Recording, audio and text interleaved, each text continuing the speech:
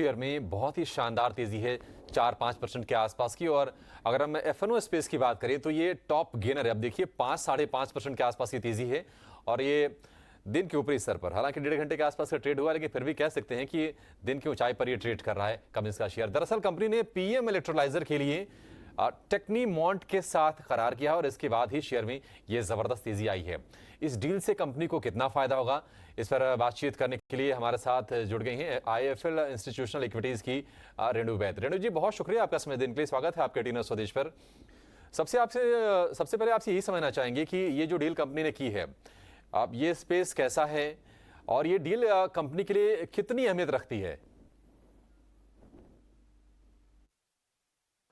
ये order Cummins India के लिए नहीं आया, it is come to the global parent. तो बेसिकली क्या है, इंडिया में now to mark the hydrogen transition, काफी सारे PSUs have started partnering with different players and awarding pilot projects, जिससे they will start using new technologies to convert their conventional businesses का जो processes है to hydrogen.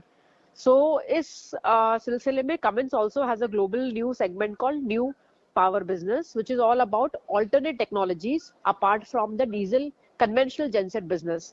तो इसमें आपके PEM electrolyzers, battery solutions, hybrid solutions सब आते हैं। So ये प्रोजेक्ट टेक्नीमॉन्ट करके ग्लोबल EPC कंपनी है, उसे मिली है, who is using Cummins technology.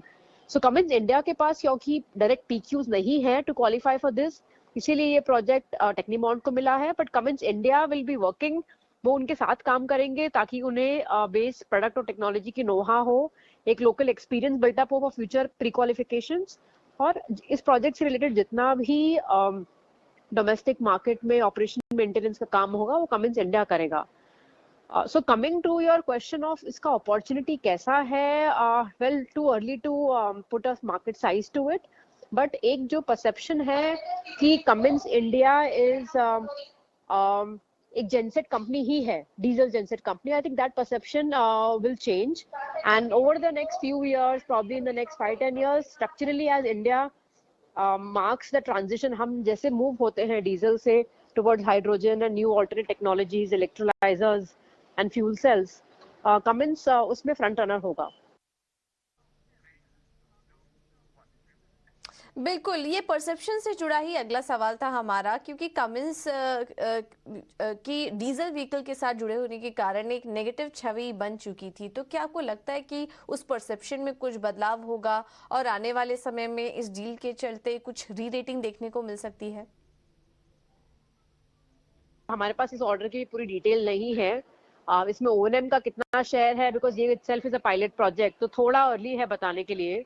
But हर चीज I think from stock perspective may be directly बहुत बड़ा रेवेन्यू इम्प्लीकेशन नहीं है, बट एक जो वैल्यूएशंस में इम्पैक्ट आता है for the kind of growth opportunities which are there in future, तो वो एक कन्वेंशनल डीजल डर्टी फ्यूल का जो टैग है कमेंट्स पे इंडिया पे, वो आई थिंक यहाँ से slowly should start to get addressed, and it should have a transition towards green products and solutions also. Renu, एक आखिरी सवाल, क्योंकि हम देख रहे हैं कि कमिंस के शेयर में लगातार तेजी है, 8 दिन से लगातार ये शेयर दौड़ रहा है, रिकॉर्ड हाइस पर है। तो निवेशकों के मन में थोड़ी सी एक चिंता होगी, दुविधा होगी कि क्या अभी खरीदें या फिर रुक जाएं, डील एक बार डील का फायदा कंपनी को मिल जाए, क्योंकि हम देख रहे हैं कि दिल्ली में इस वक्त जो माहौल है, डीजल जेनसेट पर बैन भी लगा हुआ है। अभी क्या करना चाहिए, सही समय है एंट्री का ये? नहीं, मेरे हिसाब से इट्स एक जो दिल्ली वाला आप जो बोल रहे हो वेदर कंडीशंस के कारण, so it is not because of gensets but it is because of burning of the crop etcetera, तो वो इश्यू अलग है। कमिंस का जो बेस प्रोडक्ट है डीजल जेनसेट या जेनसेट, डीजल जरूरी नहीं है, it could be on gas, it could be any biofuel also, तो वो तो मैंडेटरी बैकअप है for a lot of requirements, you can't replace that until you have alternate technologies. तो वो आई डोंट थिंक सो कि that is an issue, but हाँ valuations में I think definitely एक आपको री रेटिंग दिखेगा। And today if you look at the valuations of Cummins India versus many such other companies who are plays on green energy और other MNC companies, valuation काफी discount पे है।